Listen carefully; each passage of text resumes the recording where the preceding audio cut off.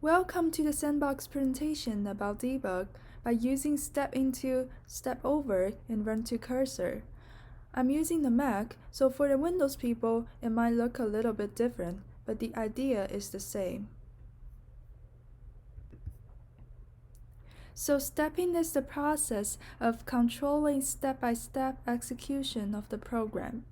Step over gives you the result directly without getting into the specific methods, whereas step into goes into the specific function and step through it.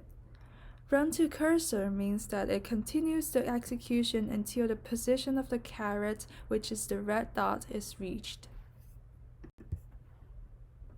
All of the stepping buttons are located on the Debug tool window at the bottom left corner.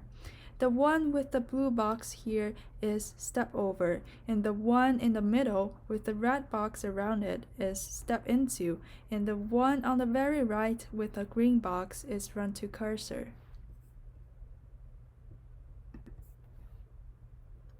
So probably you don't see these buttons on your screen or they are grayed out.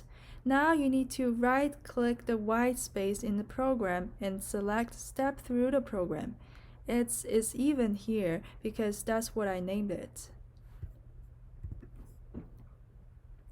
Now let's see how Step Over works. So as you can see here, when I do Step Over through the whole program, it keeps taking you to the next line even if the highlighted line has method causing it. The implementation of the methods is skipped, and you move straight to the next line of the caller method until you get the result. So here, it skips the isEven function and gives you the result directly, which is Boolean value false. So for step into, it shows you what happens inside the method. You can use this option when you're not sure the method is returning the correct result.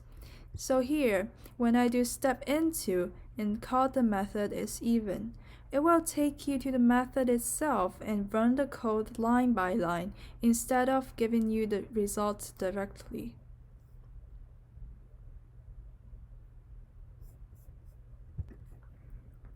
Last but not least, run toCursor, as I mentioned before, continues the execution until the position of the caret is reached. So first, we need to put a red dot on the line we want it to pause. Then we do step through the program and run toCursor. The program will go through the entire for loop and stop at the print "we are done" statement before executing it. That's pretty much all of the basic debugging tools. Thank you for watching this video and good luck.